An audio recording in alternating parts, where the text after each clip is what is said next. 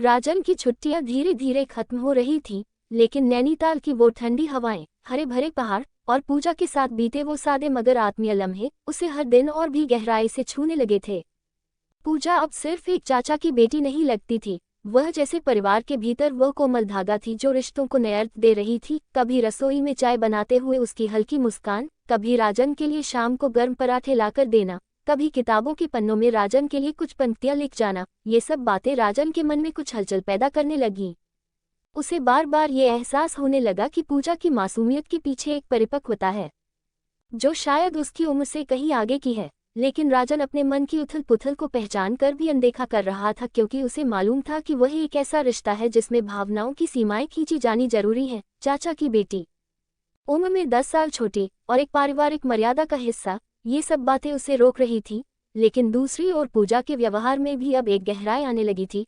वह बात करते वक्त नजरें झुका लेती, राजन को विदा करते वक्त दरवाजे तक आकर खड़ी रहती, और एक बार उसने बिना कहे राजन के बैग में एक छोटी सी चिट्ठी रख दी थी जिसमें सिर्फ इतना लिखा था, आपकी मौजूदगी घर को घर बनाती है। इस पंक्ति ने राजन को बहुत कुछ सोचने पर मजबूर कर दिया।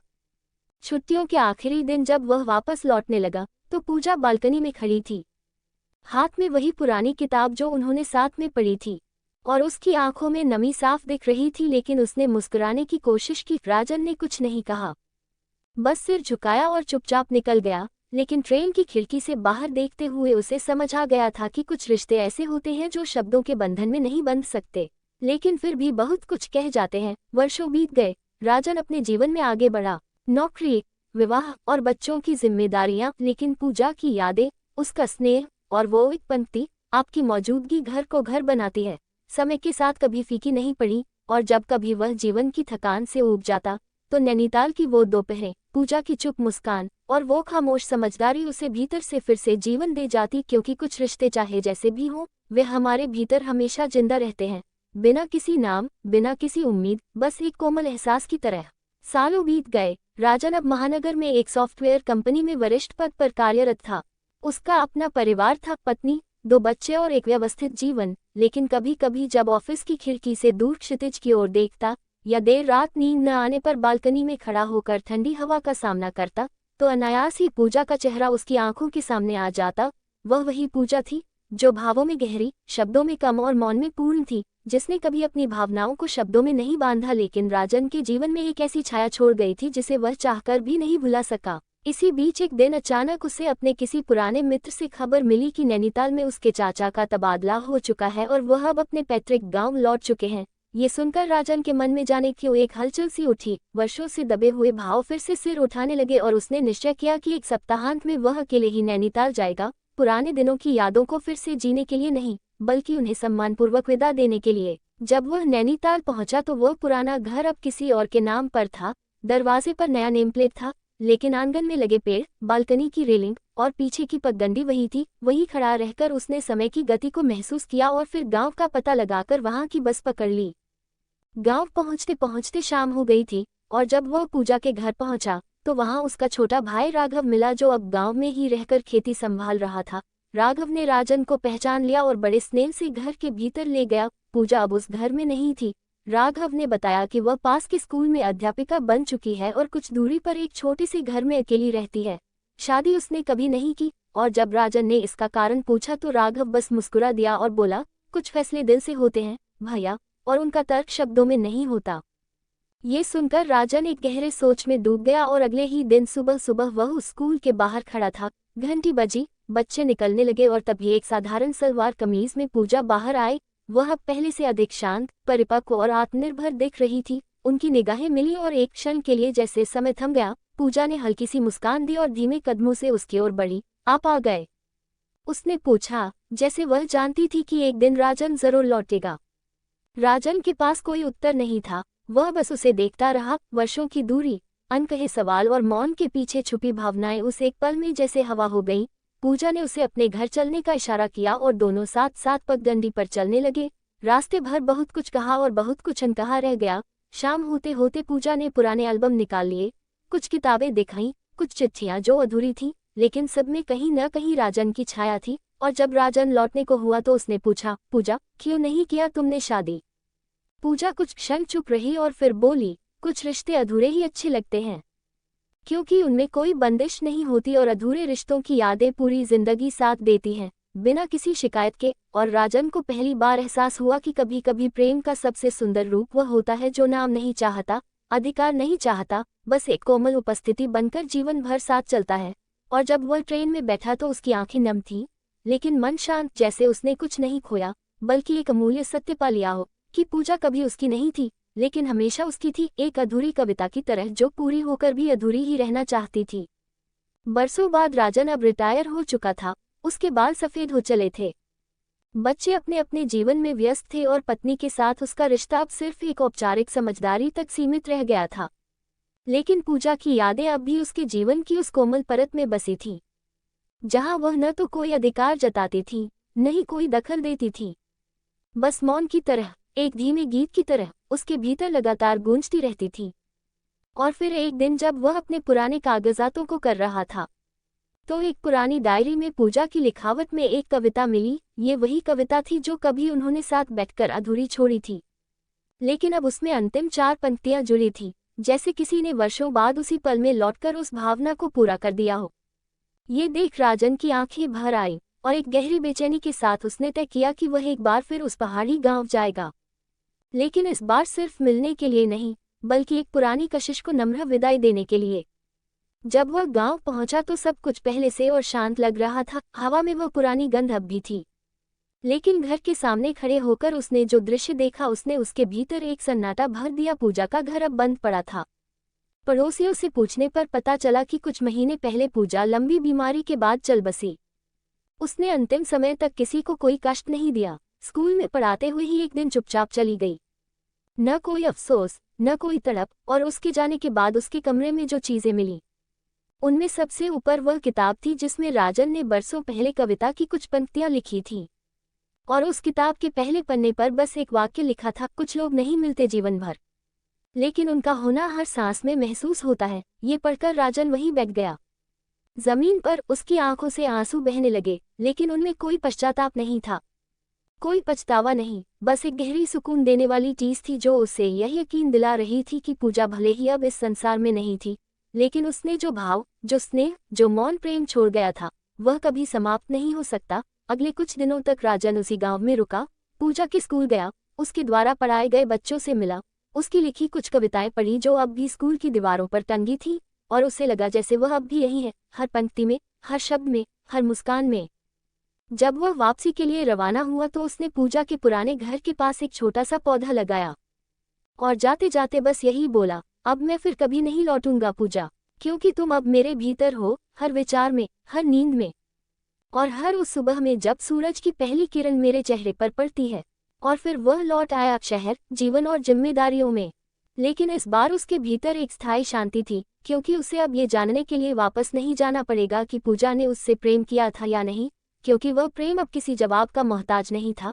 वह अब एक आध्यात्मिक अनुभूति बन चुका था, एक ऐसा रिश्ता जिसे न समाज की जरूरत थी, न नाम की, न संपर्क की, न पुनर्मिलन की। और इस तरह राजन की बची हुई उम्र बीतती गई, धीरे धीरे, लेकिन हर दिन के साथ पूजा की यादें और भी गहराती रहीं। वह अब पूजा की नहीं, बल्कि पूजा उसकी हो गई थी, स्थायी, शांत और अमर। वर्षों बीत चुके थे, राजन अब 80 की उम्र पार कर चुका था।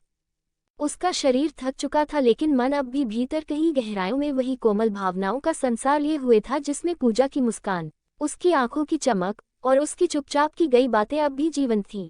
बच्चे विदेश में बस चुके थे, पत्नी अब नहीं रही, और वह एक पुराने बंगले में अकेला दिन काट रहा था जहां दीवारों पर किताबों की अलमारियां थीं, कुछ अधूरी कविताएं थीं और पूजा की एक धुंधली तस्वीर थी जिसे उसने स्कूल के बच्चों से वर्षों पहले मंगवाया था। उसी तस्वीर के सामने वह रोज बैठकर घंटों बात करता था, मानो वह अब भी वहीं बैठी हो, उसी रूप में जहां से उसने कभी विदा ली थी। और फिर एक दिन, एक साधारण सुबह, जब सूरज खिड़की से झांक रहा था और चाय का प्याला मेज पर ठंडा हो चुका था, राजन अपने आराम कुर्सी पर निःशब्द पड़ा था। उसकी आंखें बंद थीं, चेहरे पर शांति थी, मानो किसी लंबी यात्रा के लिए निकल चुका हो। उसी क्षण कुछ ऐसा घटा जिसे समझाना शब्दों से परे है। उसी पुराने बंगले में, उसी कमरे में, हवा में एक हल्की सी गंध घुली, जैसे किसी ने अभी अभी चंपा का इत्र लगाया हो। और कुर्सी के पीछे रखी उस तस्वीर के पास रखा कागज जो बरसों से न हिला था, अचानक जमीन पर गिर पड़ा, किसी अदृश्य स्पर्श से। वहीं दूर, एक और आयाम में, एक और समय में, एक पहाड़ी रास्ता था चुपचाप बहती नदी थी, धूप की गर्माहट थी और सामने एक पेड़ की छांव के नीचे राजन खड़ा था, बिल्कुल वैसा ही जैसा वो वर्षों पहले हुआ करता था, और सामने से पूजा आ रही थी। उसी नीली साड़ी में, बालों को हल्के से समेटे, हाथ में एक किताब लिए। उसकी मुस्कान वैसी ही थी, न ज्यादा न कम, बस वही जो राजन के सपनों में आती थी। राजन ने कुछ कहने की कोशिश की लेकिन शब्द नहीं निकले। पूजा ने बस हाथ पकड़कर कहा, अब कहने की जरूरत नहीं, मैं जानती हूँ और अब कभी जुदा नहीं होंगे। और फिर दोनों उस रास्ते पर साथ साथ चलने लगे। पीछे कुछ नहीं था, आगे कुछ नहीं था, बस एक शाश्वत साथ था, जहाँ न मृत्यु थी, न जीवन, न कोई धर्म, न कोई बंधन, बस आत्माएं थी जो अब अपने पूर्ण रूप में मिल चुकी थी। वर्षों का इंतजार, अधूरी कविताएं, मौन प्रेम और अधूरे संवाद अब सब पूर्ण हो चुके थे। और उस पहाड़ी के ऊपर एक छोटा सा घर था जहाँ कोई कल नहीं था, कोई कल की चिंता नहीं थी, सिर्फ आज था। सिर्फ वो थे, राजन और पूजा, दो आत्माएं, दो अधूरी सांसें जो अब एक ही लय में सांस ले रही थी। और वहीं इस दुनिया में, उस पुराने बंगले में, कुछ दिनों बाद जब राजन के बेटे भारत लौटे और घर को समेटने लगे तो उन्हें एक बंद लिफाफा मिला, जिस पर सिर्फ इतना लिखा था, उसे कभी बताना मत, लेकिन मैं उसे हर जन्म में ऐसे ही प्रेम करना चाहूंगा, चुपचाप, बिना किसी नाम के। और वह लिफाफा पूजा की लिखावट में था, वर्षों पुराना, कभी पोस्ट न किया गया, लेकिन राजन की लाइब्रेरी में उसकी किताबों के बीच दबा मिला। और अब किसी को कुछ कहने की जरूरत नहीं थी, क्योंकि जो प्रेम इस धरती पर अधूरा रहा, वह कहीं और, किसी और लोक में अब पूर्णता पा चुका था। एक ऐसा अंत जो वास्तव में एक नई शुरुआत थी, जहाँ न उम्र थी न समय, बस शुद्ध भावनाओं की एक शाश्वत लहर थी जो कभी थमती नहीं। और अब राजन और पूजा उसके संग बह रहे थे, अमर, अनंत और अभिन्न। बरसों बाद कहीं दूर एक पहाड़ी कस्बे में फिर से एक बच्चा जन्म लेता है। नाम रखा गया आरव। उसकी आंखों में अजीब सी गहराई थी, जैसे वह इस दुनिया को पहले भी देख चुका हो। उसकी आदतें, उसका मौन, उसकी चीजों को महसूस करने की शक्ति असाधारण थी। वह अक्सर अकेले बैठकर बादलों को देखता, पेड़ों से बात करता और चुपचाप किसी अनदेखी स्मृति में खोया रहता। माँ अक्सर पूछती, क्या सोचते रहते हो इतना, लेकिन वह बस मुस्कुरा देता, जैसे कोई उत्तर देना उचित न हो। वहीं दूसरी ओर उसी कस्बे से कुछ दूर एक गांव में एक बच्ची जन्मी। उसका नाम पर्णा रखा गया। उसके जन्म के दिन अचानक से पूरे गांव में चंपा के फूलों की खुशबू फैल गई, जबकि उस मौसम में वह फूल कहीं नहीं खिलते थे। लोगों ने इसे संयोग कहा, लेकिन उसकी दादी ने फुसफुसाकर कहा, ये बच्ची कोई साधारण आत्मा नहीं है। पर्णा बड़ी हुई तो उसकी आंखों में भी वही चुप्पी थी, जो जैसे किसी खोए हुए नाम को पुकार रही हो। वो स्कूल में पढ़ाई में तो सामान्य थी, लेकिन कविताएं लिखने का शौक कुछ अलग ही था। वो अक्सर खिड़की के पास बैठकर ऐसी पंक्तियां लिखती जिन्हें कोई समझ नहीं पाता, मगर पढ़ते ही दिल कांप उठता। उसने कभी किसी को अपने करीब नहीं आने दिया, लेकिन एक बार जब वह इंटर स्कूल प्रतियोगिता में भाग लेने शहर गई तो वहीं आरव भी एक निबंध प्रतियोगिता में पहुंचा था। दोनों की नजरें जब पहली बार मिली तो कुछ पल को सब कुछ ठहर गया, जैसे दोनों की आत्माएं एक दूसरे को पहचान गई हों, लेकिन मन और बुद्धि अभी उस पहचान से अनजान थे। प्रतियोगिता के बाद दोनों एक ही बस से लौटे। रास्ते में बात शुरू हुई मौसम, किताबें, पहाड़, कविता, और दोनों को हैरानी हुई कि वे एक दूसरे की बात अधूरी कहें और दूसरा पूरी कर दे। यह मेल जोल अब नियमित हो गया। दोनों अलग अलग स्कूलों में होते हुए भी पत्रों के माध्यम से एक दूसरे से जुड़े रहे, लेकिन ये पत्र प्रेम पत्र नहीं थे, बल्कि आत्मा की बातचीत लगते थे। कभी अधूरी कविताएं, कभी बचपन की यादें, कभी सपनों में देखे गए दृश्य। और धीरे धीरे दोनों को एहसास होने लगा कि ये बंधन किसी साधारण परिचय या आकर्षण का परिणाम नहीं था। यह कोई और ही डोर थी जो पिछले जन्म से खींचती चली आ रही थी। एक दिन पर्णा ने आरव को एक कविता भेजी। कुछ रिश्ते जन्मों में बंधे होते हैं और हर जन्म में उन्हें फिर से पहचानना होता है, बिना कहे, बिना जाने, सिर्फ महसूस करके। और ये पढ़ते ही आरव की आंखों से आंसू निकल पड़े, क्योंकि उस कविता में वही भाव था जो उसने अपनी पिछली मृत्यु से पहले महसूस किया था। अब सब कुछ साफ होने लगा। वो बंगला, वो तस्वीरें, वो पहाड़, वो अधूरी कविता, सब जैसे धीरे धीरे स्मृति से फिर से उभरने लगा। आरव को अब यकीन था कि वह वही राजन है और पन्ना वही पूजा, अब इस जन्म में दोबारा मिले। दो अलग घरों में, दो अलग समयों में, लेकिन इस बार आत्मा ने शरीर को पहचान लिया था। और इस बार वे सिर्फ मौन प्रेम में नहीं रहना चाहते थे, बल्कि उस प्रेम को दुनिया के सामने जीकर दिखाना चाहते थे, बिना किसी भय, संकोच या मर्यादा की बेड़ियों के। समय ने इस बार उन्हें मौका दिया था कि वे जो अधूरा छूट गया था उसे पूर्णता तक पहुंचाएं। उन्होंने साथ मिलकर एक पुस्तक लिखनी शुरू की, अनकहे रिश्ते, जिसमें उन्होंने उन भावों को पिरोया जो किसी भी भाषा, किसी भी नाम, किसी भी संबोधन से परे थे। पुस्तक जब छपी तो देश भर में हजारों लोगों के हाथों में पहुंची। न जाने कितनों ने उस किताब को पढ़कर अपनी खुद की अधूरी कहानियों को पूरा करने का साहस पाया। लेकिन आरव और पन्ना जानते थे कि यह सिर्फ शब्दों की किताब नहीं थी, यह आत्माओं की पुनर्मिलन की कथा थी। और इस बार वे जीवन भर साथ रहे, एक साधारण से घर में, पहाड़ की तलहटी में, जहां रोज सुबह चंपा की खुशबू बिखरती थी और हर शाम वे साथ बैठकर वही पुरानी अधूरी कविता को नए शब्दों से सजाते। उनके जीवन का अंतिम समय भी उसी प्रेम में बीता, एक शांत सुख के साथ। और जब वे इस जीवन से विदा हुए तो न कोई टीस थी, न कोई अधूरापन, क्योंकि इस बार वे मिले थे, पहचाने थे और पूरी तरह से जिए थे। हर जन्म के लिए इतना पर्याप्त था। और अब जब भी उस पहाड़ के नीचे से कोई यात्री गुजरता है तो उसे हवा में एक खास खुशबू महसूस होती है और लगता है जैसे पेड़ों के बीच से कोई पुरानी कविता फुसफुसाई जा रही हो, जो कह रही हो, प्रेम कभी मरता नहीं, वह सिर्फ समय का इंतजार करता है, जन्मों तक। कई युग बीत गए, धरती ने न जाने कितनी करवटें लीं, समय की धारा में नदियां सूखीं, शहर उगे और मिटे, सभ्यताएं आईं और इतिहास बन गईं। लेकिन कहीं ब्रह्मांड के उस गूढ़ रहस्य में, जहां आत्माएं न केवल जन्म और मृत्यु का अनुभव करती है बल्कि अपने भीतर भावनाओं, वचनों और अधूरी इच्छाओं की स्मृति भी संजोए रखती हैं, वहां एक ऊर्जा बार बार दो आत्माओं को एक दूसरे की ओर खींच रही थी। वो दो आत्माएं जिन्हें समय ने बार बार मिलाया, पर हर बार किसी कारणवश अधूरी रह गईं, अब एक ऐसे युग में पुनः अवतरित हो चुकी थी जहां मनुष्य ने विज्ञान में प्रगति कर ली थी, मगर भावनाओं को तकनीक से बांधने की कोशिश अब भी नाकाम थी। इस बार आरव और पन्ना नहीं, बल्कि उन्हें अलग नामों और अलग परिवेशों में जन्म मिला, आर्यन और माया। दो अलग अलग ग्रहों की तरह। एक अत्यंत तार्किक, वैज्ञानिक सोच रखने वाला युवक जो अब एक नामी न्यूरो साइंटिस्ट था और मानता था कि हर भावना महज दिमाग की एक रासायनिक प्रक्रिया है। और दूसरी ओर माया, एक रहस्यमयी कलाकार जो भावनाओं को रंग, ध्वनि और स्पर्श के जरिए महसूस करती थी। वह कभी भी कुछ कहती नहीं थी, लेकिन उसकी बनाई पेंटिंग्स में कोई न कोई पुरानी कहानी जरूर झलकती थी। एक दिन विज्ञान और कला की एक अंतर्राष्ट्रीय संगोष्ठी में दोनों आमने सामने आए।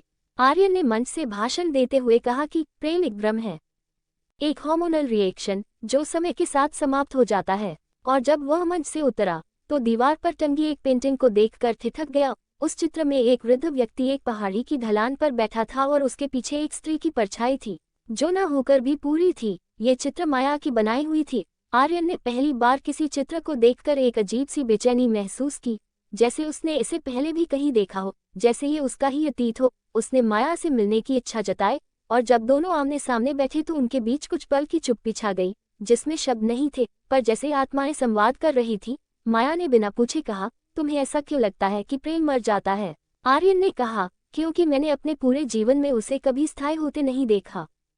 माया मुस्कुराए और बोली, शायद तुमने देखा नहीं, सिर्फ गिना है, और जो गिना जाता है वह महसूस नहीं होता। उस दिन के बाद आर्यन जैसे भीतर से टूटने लगा। हर रात उसे अजीब सपने आते, एक पहाड़ी गांव, चंपा के फूल, अधूरी कविताएं, बारिश में भीगती एक लड़की जो बालकनी में खड़ी मुस्कुरा रही है, और एक बुजुर्ग पुरुष जो एक बंद लिफाफा हाथ में लिए चुपचाप बैठा है। वह पसीने में भीग कर उठता और इन सपनों के कारण उसने अपने ब्रेन स्कैन तक करवाए, लेकिन कोई तर्क नहीं मिला। वह माया से बार बार मिलता, बातें करता और उसे ऐसा लगने लगा कि उसकी हर बात पहले से माया जानती है, जैसे वह उसे दोबारा सिखा रही हो कि भावनाएं क्या होती हैं। एक दिन जब आर्यन ने माया से कहा, क्या तुम्हें कभी ऐसा लगता है कि हम पहले भी मिल चुके हैं? तो माया ने धीमे से उत्तर दिया, हर बार, और इस बार मैं तुम्हें खोना नहीं चाहती। इस बार आर्यन कुछ नहीं बोला। उसने पहली बार अपने हाथ से माया की बनाई एक अधूरी पेंटिंग में रंग भरने की कोशिश की, और वही चित्र, वह पहाड़ी, वह वृद्ध, वह परछाई अब पूरी हो गई थी। और उसी क्षण माया की आंखों से आंसू बह निकले, क्योंकि यह वही चित्र था जो पिछले जन्म में उसने अधूरा छोड़ा था। और अब जब वह पूरी हुई तो एक असाधारण ऊर्जा पूरे कमरे में फैल गई, जैसे ब्रह्मांड ने एक लंबी प्रतीक्षा के बाद दो आत्माओं को पुनः मिला दिया हो। इस बार न कोई समाज बीच में था, न कोई मर्यादा, न कोई संकोच। इस बार दोनों ने एक साथ रहने का निर्णय लिया और साथ मिलकर उन्होंने एक ऐसी संस्था बनाई जहां विज्ञान और भावना, तर्क और कला को एक साथ पढ़ाया जाता था। वे दुनिया को ये दिखाना चाहते थे कि प्रेम न केवल हार्मोन या कल्पना है, बल्कि वह एक ऊर्जा है जो आत्माओं के बीच बहती है। समय, स्थान, शरीर, भाषा सब कुछ पार कर जाती है, और जब दोनों ने अपना अंतिम चित्र बनाया तो वह एक वृत्त था, कोई आरंभ नहीं, कोई अंत नहीं, सिर्फ एक निरंतर प्रवाह। और उसमें दो रंग, नीला और सुनहरा, जो एक दूसरे से ऐसे मिले थे कि पहचानना मुश्किल था कि कहाँ कौन खत्म होता है और कौन शुरू। और उसी चित्र के नीचे उन्होंने एक पंक्ति लिखी, जब आत्माएं प्रेम करती हैं तो ब्रह्मांड भी झुक जाता है उन्हें मिलाने के लिए। और यह उनका अंतिम सार्वजनिक काम था, क्योंकि उसके बाद वे दोनों कहीं विलीन हो गए, न मृत्यु हुई न विदाई, बस दो लपटें जैसे अंतरिक्ष में मिल गईं। और अब जब रात के सन्नाटे में कोई अकेला प्रेमी आसमान की ओर देखता है तो दो सितारे हमेशा एक साथ चमकते हैं, एक नीला, एक सुनहरा, और वह जान जाता है कि प्रेम कभी मरता नहीं, वह बस समय की आंखों से दूर हो जाता है, लेकिन वह युगों तक जीवित रहता है, जन्मों तक। और हर बार किसी नई कविता, किसी नई दृष्टि, किसी नई रचना में फिर से जन्म लेता है, क्योंकि वह सिर्फ एक भावना नहीं, एक शाश्वत गति है, जो आर्यन और माया या राजन और पूजा की तरह बार बार हमें ये याद दिलाने आती है कि प्रेम अंतिम सत्य है। और फिर जब समय की रेखाएं पृथ्वी से आगे निकलकर उन रहस्यमय आयामों में प्रवेश करने लगी जहां न भौतिक शरीर होते हैं, न भाषा, न मृत्यु का भय और न ही जन्म की बाध्यता, वहीं एक आकाशीय लोक में, जिसे अंतरात्मा मंडल कहा जाता है, वह स्थान था जहां आत्माएं अपने जीवन चक्रों के अंत और पुनः आरंभ के बीच विश्राम करती थीं। वहीं आर्यन और माया अब केवल ऊर्जा के रूप में विद्यमान थे। वे अब शरीर से मुक्त, भावनाओं के मूल रूप में एक दूसरे में समाहित थे। उनका कोई स्वरूप नहीं था, परंतु एक विशिष्ट कंपन, एक ऊर्जा स्पंदन था जो इस ब्रह्मांड के किसी भी हिस्से में प्रेम की अनुभूति कराने में सक्षम था। वहां न समय था, न दिशा। फिर भी एक क्षण आया जब उन दोनों ने पुनः पृथ्वी पर लौटने की स्वीकृति मांगी, लेकिन इस बार उनका उद्देश्य सिर्फ अपना पुनर्मिलन नहीं था। अब वे पृथ्वी पर प्रेम का वह बीज बोना चाहते थे जो पीढ़ियों तक इंसानों को ये सिखा सके कि प्रेम अधिकार नहीं, उपस्थिति है, बंधन नहीं, स्वीकृति है, अधूरेपन में भी पूर्णता है, और मौन में भी संवाद होता है। उन्हें इस बार एक विशेष कार्य सौंपा गया। वे प्रकाशवाहक बनकर धरती पर भेजे जाने वाले थे, न सामान्य मनुष्य की तरह, न किसी देवीय चमत्कार के साथ, बल्कि दो ऐसे बच्चों के रूप में जो एक दूसरे को इस बार तभी पहचान लेंगे जब मानवता सबसे अंधकार में होगी और प्रेम सबसे उपहास का विषय बन चुका होगा। वर्ष 2199। पृथ्वी अब तकनीक के चरम पर पहुंच चुकी थी। इंसानों ने भावनाओं को एल्गोरिदम में बांध लिया था। विवाह अब 2 रोबोटिक कंपेटेबिलिटी स्कैन से तय होते थे। कविताएं अब एआई जनरेट करती थी, और बच्चों को स्कूल में सिखाया जाता था कि भावनाएं समय की बर्बादी हैं। ऐसे युग में एक बच्चा पैदा हुआ, एलन। उसकी आंखों में जन्म से ही तारों जैसी चमक थी, और जब वह रोता था तो ऐसा लगता था जैसे कोई बांसुरी की धुन बज रही हो। डॉक्टरों ने उसकी जन्मजात संवेदनशीलता को न्यूरोलॉजिकल डिसऑर्डर कहा, लेकिन माँ ने उसे एक चमत्कार माना। और वहीं दूसरी ओर धरती के दूसरे छोर पर एक बच्ची जन्मी, सिया, जो बोल नहीं सकती थी, लेकिन जब उसकी उंगलियां किसी वस्तु को छूती तो वह कंपन महसूस होता था, जैसे आत्मा कांप उठती हो। विज्ञान उन्हें अपवाद कहता रहा, लेकिन समय उन्हें उत्तर मानता रहा। जब वे 16 वर्ष के हुए, तकनीक की व्यवस्था ने उन्हें एक इमोशनल अवेयरनेस ट्रायल के लिए चुना, एक वैश्विक प्रयोग जिसमें मानव भावनाओं की शेष संभावनाओं की जांच की जा रही थी। वे दोनों एक वर्चुअल रियलिटी प्रोजेक्ट में डाले गए जहां वे अजनबी थे। उनके नाम मिटा दिए गए थे, यादें डिलीट कर दी गई थी, लेकिन जैसे ही उन्होंने पहली बार एक दूसरे को देखा, एक कंपन फैल गया, स्क्रीन हिलने लगी, सेंसर विफल होने लगे, और वैज्ञानिकों ने देखा कि बिना किसी शब्द, स्पर्श या पहचान के वे दोनों एक दूसरे के सामने खड़े होकर आंखों में कुछ खोज रहे थे। और फिर दोनों ने एक ही साथ अपनी हथेलियां आगे बढ़ाई, जो स्क्रीन पर एक बिंदु पर आकर जुड़ गईं। और उस क्षण वह वर्चुअल दुनिया, जो एक कंप्यूटर कोड थी, सचमुच की दुनिया में बदल गई। वृक्ष उगाए, बारिश होने लगी, चंपा की खुशबू फैल गई, और सिया के होंठों से पहली बार एक शब्द निकला, राजन। और एलिन की आंखें भर आईं, क्योंकि उसने उसी क्षण वह पुरानी अधूरी कविता पूरी कर ली जो युगों पहले एक पहाड़ी पर अधूरी रह गई थी। और वैज्ञानिक स्तब्ध रह गए, उनके डेटा विफल हो गए, मशीनें चुप हो गईं, और पूरी दुनिया ने देखा कि भावनाएं एल्गोरिदम से नहीं चलती, बल्कि आत्मा से बहती हैं। इस घटना के बाद पूरे विश्व में ये चेतना फैली कि प्रेम कोई मनोरंजन नहीं, कोई रोमांच नहीं, बल्कि आत्मा की भाषा है जिसे केवल वही समझ सकता है जिसकी आत्मा ने प्रेम को जिया हो। और एलिन और सिया, जिन्हें अब पूरी दुनिया प्रकाशद्वय कहती थी, उन्होंने प्रेम को विज्ञान और आत्मा के बीच की वह सेतु बना दिया जिससे होकर आने वाली पीढ़ियां भावनाओं को समझें, जिए और साझा करें। और जब उनका जीवन काल पूरा हुआ तो वे न मृत्यु के घेरे में आए न पुनर्जन्म के। वे अब ब्रह्मांड के उस कंपन में बदल चुके थे जो जब भी कोई आत्मा सच्चे प्रेम से कांपती है तो वहां एक हल्की सी हवा चलती है, एक चंपा की खुशबू फैलती है और एक अनसुनी कविता का आखिरी पद सुनाई देता है। मैंने तुझ में खुद को पाया है, हर जन्म में, हर बार, चाहे नाम बदले चाहे देह, पर तू मुझ में रहा है अपरिवर्तनीय, एक प्रेम जो न समय जानता है न मृत्यु, बस बहता है अनंत तक। अंतिम अध्याय, अनंत का आलिंगन। और अंततः जब पृथ्वी पर जीवन का सबसे सुंदर, सबसे सूक्ष्म और सबसे अद्भुत रूप प्रेम फिर से अपनी संपूर्ण गरिमा में लौट आया, तब वह दिन आया जब एलेन और सिया, जो अब प्रकाश द्वय के रूप में विश्व में एक चमत्कार बन चुके थे, एक आखिरी बार 7 पहाड़ों की ओर लौटे, जहां हरे भरे देवदार के जंगलों के बीच वह पुरानी घाटी थी, वही घाटी जिसे न कोई नक्शा दिखा सकता था न कोई जीपीएस खोज सकता था, क्योंकि वह घाटी असल में किसी भौगोलिक स्थान में नहीं बल्कि आत्मा की उस गहराई में थी जहां सिर्फ वही पहुंच सकता है जिसने बिना शर्त, बिना अपेक्षा, बिना अधिकार किसी को चाहा हो। वो घाटी अब भी वैसी ही थी जैसी वह तब थी जब राजन और पूजा पहली बार वहां साथ बैठे थे। हवा अब भी चंपा की खुशबू से सराबोर थी और आकाश में बादल इस तरह तैर रहे थे जैसे कोई पुरानी रागिनी धीमे सुरों में बह रही हो। एलेन और सिया दोनों उस चट्टान पर जा बैठे जहां से पूरी घाटी दिखाई देती थी। सूरज धीरे धीरे पहाड़ियों के पीछे छिप रहा था और उसकी अंतिम सुनहरी किरणें सिया के बालों में खो रही थी। एलेन ने उसकी ओर देखा, वह कुछ नहीं बोला, सिर्फ मुस्कुराया, और सिया ने उसकी हथेली थामी, ठीक वैसे ही जैसे सदियों पहले पूजा ने राजन की हथेली थामी थी, बिना कुछ कहे, बिना कोई शर्त रखे, सिर्फ साथ होने की एक चुप स्वीकृति में। और उस क्षण एलेन ने धीमे से कहा, क्या तुम्हें याद है उस अधूरी कविता का अंतिम पद? सिया की आंखें भर आईं, उसने सिर हिलाया और दोनों ने एक साथ, जैसे किसी जन्मों पुराने सुर में, एक स्वर में वह अंतिम पंक्ति कही, हम मिलते नहीं, हम बहते हैं, एक धारा बनकर जो जन्मों से बह रही है और कभी थमती नहीं। उसके बाद सिया ने जेब से एक छोटी सी वस्तु निकाली, एक पुराना, हल्का मुरझाया हुआ चंपा का फूल जिसे उसने बरसों संभाल कर रखा था।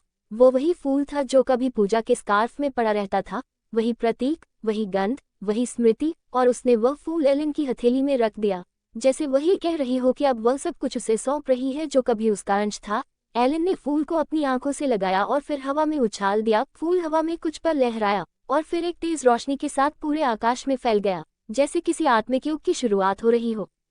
और तभी आकाश से धीरे धीरे सफेद रोशनी की एक लहर नीचे उतरने लगी। वह लहर न बिजली थी, न कोई ईश्वरीय शक्ति, बल्कि प्रेम की शुद्धतम ऊर्जा थी जो उन्हें लेने आई थी। उनका कार्य पूरा हो चुका था। वे नायक नहीं थे, न ही कोई देवी देवता, वे बस प्रेम के बीज थे जो समय के अनगिनत खेतों में बोए गए थे। और अब जब उन बीजों से वृक्ष उगाए थे तो उन्हें भी विश्राम का अधिकार था। सिया और एलेन एक दूसरे के और भी निकट आए, और जब रोशनी ने उन्हें अपने आलिंगन में लिया तो आखिरी बार उन्होंने एक दूसरे को देखा। न अब कोई नाम था, न कोई पहचान, न शरीर, न शब्द, बस एक मौन आलिंगन था जिसमें उन्होंने वह सब कह दिया जो कभी अधूरा रहा था। वह एक आलिंगन था जो समय को भी रोक सकता था। और जब वे उस प्रकाश में विलीन हो गए तो घाटी में चंपा की बारिश होने लगी। हर पेड़, हर पत्ता, हर पत्थर गीला हो गया। और फिर वर्षों बाद जब कोई प्रेमी उस घाटी में आया तो उसने उस चट्टान पर एक वाक्य खुदा पाया जो किसी भाषा में नहीं था, लेकिन दिल उसे समझ गया। प्रेम मरता नहीं, वह बस मिलन के लिए अनंत प्रतीक्षा करता है। यही था उनका अंतिम अध्याय। न कोई विदाई, न कोई आंसू, बस एक ऐसी पूर्णता जो हर जन्म, हर मृत्यु के पार जाकर इस सृष्टि को ये याद दिलाती है कि प्रेम कभी खत्म नहीं होता, वह सिर्फ अपने आलिंगन की घड़ी तक इंतजार करता है। निर्णय, कंक्लूजन। एलेन और सिया की कहानी, जो आत्माओं के स्तर पर जुड़ी एक चिरकालिक प्रेम गाथा है, ये सिद्ध करती है कि प्रेम कोई क्षणिक भावना नहीं बल्कि एक शाश्वत ऊर्जा है। ये केवल शरीरों, नामों या जन्मों से नहीं बंधा, यह आत्मा की यात्रा है जो युगों तक चलती है। इस जन्म में उन्होंने न केवल एक दूसरे को पहचाना और पाया, बल्कि संसार को ये भी सिखाया कि प्रेम अधिकार नहीं, समर्पण है। प्रेम अपेक्षा नहीं, उपस्थिति है। उन्होंने भावनाओं को विज्ञान और आत्मा के बीच सेतु बनाया और प्रेम को पुनः मानवता की चेतना में प्रतिष्ठित किया। अंततः वे ब्रह्मांडीय ऊर्जा में विलीन हो गए, जहां अब वे नश्वर नहीं बल्कि प्रेम के प्रतीक बनकर जीवित है, हर आत्मा के भीतर, हर कविता की अंतिम पंक्ति में। सारांश, समरी। ये कहानी 2 आत्माओं, राजन और पूजा, भूत, आर्यन और माया, भविष्य और अंततः एलेन और सिया, वर्तमान, आगामी युग की यात्रा है जो प्रेम में बंधी मगर हर जन्म में किसी न किसी अधूरेपन के साथ बिछड़ती रही। हर युग में उनकी पहचान, परिस्थितियां, रूप और भाषा बदली, पर उनका भीतर का बंधन अमिट रहा। उनकी यात्रा एक मौन प्रेम से शुरू होती है जो एक पहाड़ी गांव में अधूरी कविता के रूप में छूट जाती है। पुनर्जन्म में वे फिर मिलते हैं और इस बार मिलकर प्रेम को समाज की सीमाओं से मुक्त कर एक व्यापक ऊर्जा के रूप में सामने लाते हैं। विज्ञान और भावना के युग में वे मानवता को ये सिखाते हैं कि प्रेम तकनीक या तर्क से परे है। अंत में वे प्रेम की उस अंतिम अवस्था में पहुंचते हैं जहां न शब्द आवश्यक है, न स्पर्श, बस एक ऊर्जा, एक कंपन जो पूरी सृष्टि में बहती है, और यही उनका अंतिम मिलन बन जाता है, अनंत, अमर और अचल। मुख्य संदेश: प्रेम कभी समाप्त नहीं होता, वह बस पूर्ण होने के लिए समय से परे, आत्मा की गहराई में प्रतीक्षा करता है। अगर आपको ये कहानी अच्छी लगी हो तो लाइक, शेयर, कमेंट और सब्सक्राइब जरूर करें ताकि ऐसी और रोमांटिक और दिल छू लेने वाली कहानियां मैं आपके लिए लाता रहूं। आपका प्यार और समर्थन मेरे लिए बहुत मायने रखता है।